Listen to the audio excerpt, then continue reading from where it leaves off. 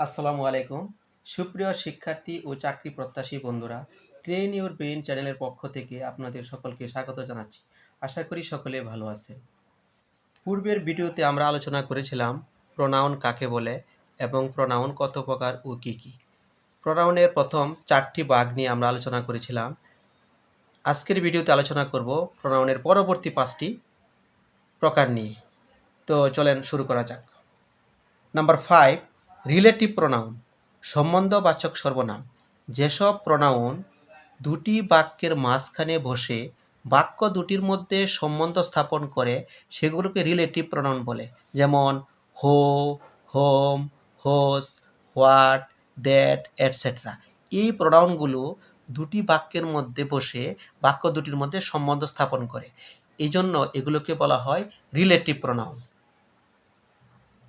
এবার number 6, indefinite pronoun, অনির্দিষ্টবাচক সর্বনাম। যেসব প্রোনাউন কোনো ব্যক্তি বা বস্তুকে অনির্দিষ্ট করে বোঝাতে ব্যবহৃত হয় সেগুলোকে ইনডিফিনিট প্রোনাউন বলে। যেমন any, one, anyone, no one, anybody, nobody, someone, somebody, many, everyone, all, none, etcetera. এই প্রোনাউনগুলো কোনো ব্যক্তি বা বস্তুকে অনির্দিষ্ট করে বোঝাতে ব্যবহৃত হয়, এই জন্য এগুলোকে বলা হয় ইনডিফিনিট প্রোনাউন, বাংলা যেটার অর্থ অনির্দিষ্টবাচক সর্বনাম। এবার আসি নাম্বার 7, ডিস্ট্রিবিউটিভ প্রোনাউন, স্বাতন্ত্র্যবাচক সর্বনাম। যেসব প্রোনাউন একাধিক ব্যক্তি বা বস্তুর মধ্যে প্রত্যেকটিকে পৃথক পৃথকভাবে বোঝানোর জন্য ব্যবহৃত হয় সেগুলোকে ডিস্ট্রিবিউটিভ প্রোনাউন বলে। যেমন each, either, neither, every, everyone, everybody, etcetera. এই প্রোনাউনগুলো ডিস্ট্রিবিউটিভ প্রোনাউন হিসেবে পরিচিত। নাম্বার 8-এ আছে রিফ্লেক্সিভ প্রোনাউন, আত্মবাচক সর্বনাম। যেসব প্রোনাউন এর শেষে সেলফ যোগ করা হয় এবং সাবজেক্ট টু অবজেক্ট দ্বারা একই ব্যক্তিকে বোঝায় সেগুলোকে রিফ্লেক্সিভ প্রোনাউন বলে।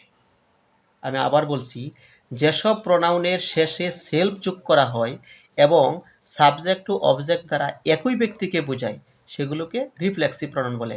যেমন myself, ourselves, yourself, yourselves, himself, herself, themselves, itself, etcetera.